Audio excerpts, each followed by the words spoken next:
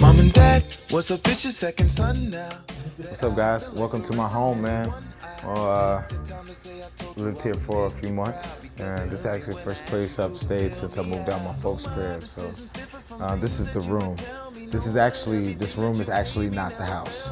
When I first started doing shows out here in Charlotte, I found it burdensome to have to always, in a sense, try to keep up with the new fashions in urban wear. As I did more shows, I didn't want to wear the same outfits over and over, especially if they were kind of considered more or less streetwear outfits. I was like, man, I need to figure out a way to always look nice, but still streamline it so I don't have to have a lot of items. So I figured, hey man, my music sounds good, I'm more or less good looking, I look good in a suit, why not, put on a suit and just keep that on and it'll stand out. I always keep a level of what I'd say is formality in the way that I dress, but at the same time I also have a very free, thrifty nature, thrifty aspect to my wardrobe that is big on expression, big on color, and also big on thriftiness, because I don't like to spend a lot of money. And I can say that throughout the years, a lot of these things I did get from thrift stores and or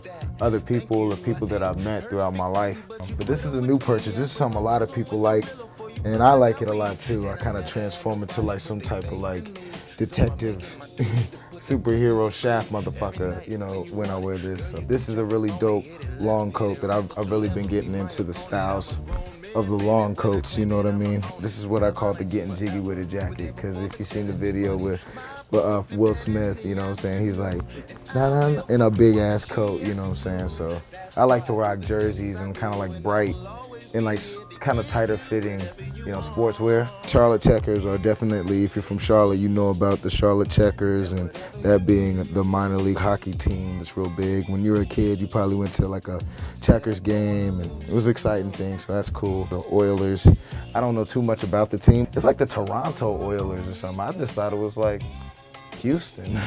Black shoes are a little cooler with the black suits. You know what I'm saying? That's the thing. But let me break out a blue suit, gray suit. It's getting burned. These Pride and Joys right here, these are new additions. Whatchamacallit, my man Anthony, Jeremy's brother from Blue House, the drummer from Blue House's brother, he calls these my Walker boots. And apparently he says in the last scene, Mike has some boots like this, but can't wait to break them in a little bit more so they can go in underneath my my pants. I like these because these show these are mainly for the stage though. I always like playing dress up, and I always thought that women kind of had more opportunities to play around with their looks. It's almost a little bit of a pressure for them to always have to switch it up. My thing, I just like to play characters in a sense. Sometimes I feel like I want to be a pirate.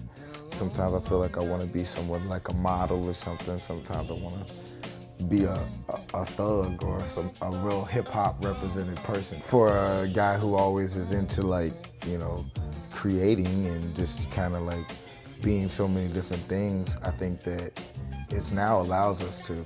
Back in 2003, 2004, where if you were fresh, you had this shoe, you had these pants, you had to have this type of hat with the NBA logo on, so it had to cost this much.